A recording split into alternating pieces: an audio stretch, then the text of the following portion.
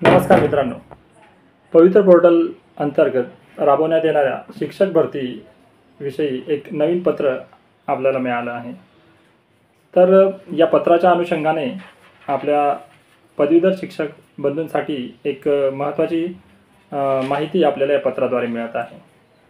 जे आपले पदवीधर शिक्षक 6वी ते 8वीवर कार्यरत आहेत आणि पवित्र प्रणालीमधून त्यांची नियुक्ती झालेली आहे। या सर्व पदवीधर शिक्षकांना प्रशिक्षित प्राथमिक पदवीधर या प्रवर्गावर या पदावर त्यांना नियुक्ती मिळालेली आहे आणि या नियुक्ती मिळाल्यानंतर त्यांना वेतन श्रेणी देण्याबाबत शासनाने एक वेगळेच धोरण अवलंबले आहे आणि त्यामुळे या शिक्षकांना 6वी ते 8वीवर जे पदवीधर शिक्षक काम करतात त्यांना वेतन श्रेणीबाबतीत खूप समस्या निर्माण होत आहे। याच बाबतीत एक पत्र आपल्या हाती लागलं आहे आणि या पत्राच्या अनुषंगाने आपण या पत्रात बघू शकतो, पवित्र प्रणालीमार्फत 2019 मध्ये नियुक्त प्राथमिक पदवीधर शिक्षक 6वी ते 8वी यांना लागू करण्याच्या वेतन श्रेणीबाबत एक पत्र शासनाचं कक्ष अधिकाऱ्यांकडून आपल्याला पब्लिश झालेलं दिसत आहे। या पत्रात आपल्याला बऱ्याचशा गोष्टी क्लिअर होताना दिसतात। या पत्राद्वारे आपण पदवीधर शिक्षकांचा जो वेतन श्रेणीचा प्रश्न आहे की त्यांना S10 वेतन श्रेणी देण्यात येते, पण त्यांना 6वी ते 8वीवर कार्यरत असताना पदवीधर शिक्षक म्हणून S14 ही वेतन श्रेणी द्यायला हवी अशी माहिती देणारं एक पत्र आपल्याला या व्हिडिओत बघायचं आहे। चला तर बघूया काय आहे पत्र। पत्र आपल्याला महाराष्ट्र शासन शालेय शिक्षण व क्रीडा विभाग यांच्यामार्फत हे पत्र निर्गमित झालेलं आहे। सर्व शिक्षण संचालक प्राथमिक शिक्षण संचालनालय पुणे यांच्यासाठी हे पत्र आपल्याला कक्ष अधिकाऱ्यांनी निर्गमित केलेले दिसत आहे।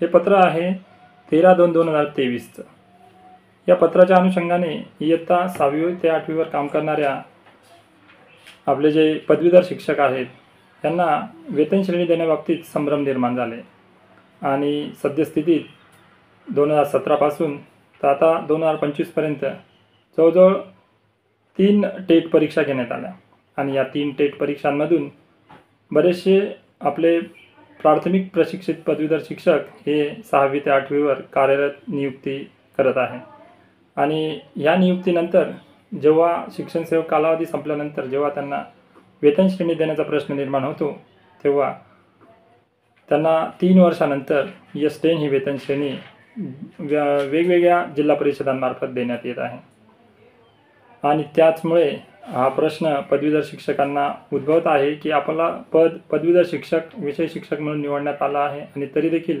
आपल्याला S14 वेतन श्रेणी न देता आपल्याला S10 ही वेतन श्रेणी कशा पद्धतीने मिळत आहे। तर याचा खुलासा देणारा आपलं हे पत्र आहे। विषयांकित प्रकरणे संदर्भासहित संदर्भाहीन पत्र क्रमांक 1 अन्वये पवित्र प्रणालीमार्फत 2019 मध्ये नियुक्त प्राथमिक प्रशिक्षित पदवीधर शिक्षकांना वेगवेगळ्या आस्थापनांमध्ये जिल्हा परिषद, नगर परिषद, महानगरपालिका, खाजगी अनुदानित शाळा या सर्व आस्थापनांमध्ये S10 किंवा S14 अशा वेगवेगळ्या वेतन श्रेणी लागू केल्या असल्याचे शासनास प्राप्त निवेदनाच्या अनुषंगाने शासन नियम निर्णय मधील तरतुदी विचारात घेऊन याबाबत आपले स्वयंस्पष्ट अभिप्राय सादर करण्याबाबत कळवले होते। त्या अनुषंगाने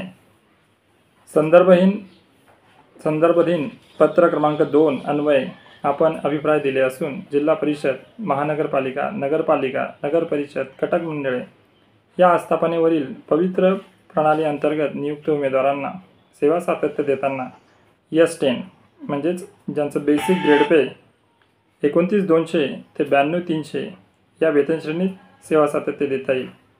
तसेच खाजगी व्यवस्थापनाच्या शाळेमध्ये नियुक्त प्रवर्गानुसार वेतन श्रेणी देय ठरेल असे अभिप्राय दिले आहे। या ठिकाणी आपल्याला एक गोष्ट दिसत आहे पत्रामध्ये की या सर्व वेतन श्रेणीचा जो प्रश्न आहे तो देताना जिल्हा परिषद, महानगरपालिका, नगरपालिका, नगर परिषद, कटक मंडळे ही जी आस्थापने आहेत या आस्थापनांवर जेव्हा नियुक्ती आपल्याला पदवीधर शिक्षक म्हणून देण्यात येते तेव्हा आपल्याला S10 ही वेतन श्रेणी देण्यात येईल असे शासनाने या पत्रामार्फत कळवले आहे। परंतु जर तुम्ही खाजगी व्यवस्थापनाच्या एखाद्या शाळेमध्ये नियुक्त असाल तर तुम्हाला S10 ही वेतन श्रेणी लागू राहणार नाही, तर तुम्हाला विषय शिक्षकानुसार S14 ही वेतन श्रेणी द्यायला हवी असं आपल्याला या पत्राद्वारे निदर्शनास येत आहे। त्या अनुषंगाने नमूद करण्यात येते की राज्यातील उच्च प्राथमिक वर्गावर नियुक्त शिक्षकांना पदवीधर वेतन श्रेणी लागू करण्याच्या अनुषंगाने अभ्यास करून शिफारस करण्याकरता आयुक्त शिक्षण यांच्या अध्यक्षतेखाली समिती स्थापन करण्यात आलेली आहे। सदर समितीने शासनात अद्याप अहवाल सादर केलेला नाही। ही समिती 2022 मध्ये स्थापन करण्यात आलेली आहे, परंतु या समितीने अद्यापही या प्रश्नावर कोणताही अभिप्राय सादर केलेला नाही। सद्यस्थितीत इयत्ता 6वी ते 8वीच्या वर्गावरील प्राथमिक शिक्षकांना देय असलेल्या वेतन श्रेणीबाबत शासन परिपत्रक दिनांक 13/10/2016 अन्वये निर्गमित केलेल्या सूचना लागू आहेत। त्यानुसार उच्च प्राथमिक स्तरावर पदवीधर शिक्षकाची विषय संवर्ग निहाय विज्ञान, भाषा, सामाजिक शास्त्र म्हणजेच या ठिकाणी आपण बघू शकतो की विज्ञान, भाषा आणि सामाजिक शास्त्र अशा पद्धतीने याचा अनुक्रम दिलेला आहे। आणि सेवाज्येष्ठच्या यादीनुसार फक्त एकाच 3 सेवाज्येष्ठ शिक्षकांनाच पदवीधर वेतन श्रेणी लागू आहे। उर्वरित शिक्षक जरी प्रशिक्षित पदवीधर शिक्षक असले तरी त्यांना सद्यस्थितीत पदवीधर वेतन श्रेणी अनुदेय नाही। त्यांना नियमित वेतन श्रेणी S10 29,292,300 लागू आहे। सबब इयत्ता 6वी ते 8वी उच्च प्राथमिक स्तर प्रवित्र प्रणालीमार्फत नियुक्त शिक्षकांना सद्यस्थितीत शासन परिपत्रक 13/10/2016 मधील तरतुदी लागू असून सदर शिक्षकांच्या वेतन श्रेणीबाबत त्यानुसार कार्यवाही करण्यात यावी। तसेच काही आस्थापनांनी वेगवेगळी वेतन श्रेणी लागू केलेली असल्यास सदर बाब तपासून शासन परिपत्रक 13/10/2016 मध्ये दिलेल्या तरतुदीनुसार वेतन श्रेणी लागू करण्याबाबत योग्य त्या सूचना संबंधितांना आपल्या या स्तरावरून देण्यात याव्या। हे पत्र आपल्याला रोहिणी किरवे कक्षाधिकारी त्या वर्षाचे यांनी सर्व शिक्षण अधिकारी प्राथमिक यांना हे पत्र पाठवण्यात आलेलं आहे, प्रतिलिपी केलेलं आहे। तर याच्यावरून आपल्याला एकच गोष्ट लक्षात येते की आपल्याला पदवीधर शिक्षक 6वी ते 8वी या पदावर जर आपण नियुक्त असू तर आपण जर आपण एखाद्या खाजगी व्यवस्थापनाच्या शाळेत नियुक्त असू तर आपल्याला S14 ही वेतन श्रेणी मिळायला हरकत नाही। परंतु बाकी आपण जिल्हा परिषद किंवा महानगरपालिका, नगरपालिका, नगरपरिषद आणि कटक मंडळ या आस्थापनांवर जर आपल्याला नियुक्ती मिळाली असेल तर 6 ते 8 वर आपल्याला S10 ही वेतन श्रेणी देण्यात येते।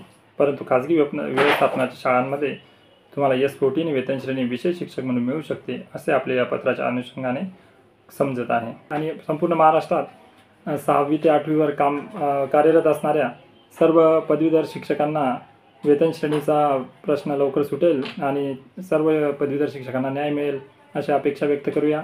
अशाच नवनवीन आणि उपयुक्त व्हिडिओंसाठी चॅनलला सबस्क्राईब करा आणि व्हिडिओला लाईक करा।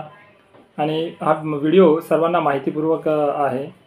या प्रत्येकाच्या पदवीधर शिक्षकाच्या समस्या सोडू शकतो, त्यामुळे जर कोणाला या व्हिडिओची आवश्यकता असेल तर हा व्हिडिओ शेअर नक्की करा, म्हणून जेणेकरून आपल्या पदवीधर शिक्षकांचे प्रश्न लवकरात लवकर सुटू शकतील। धन्यवाद।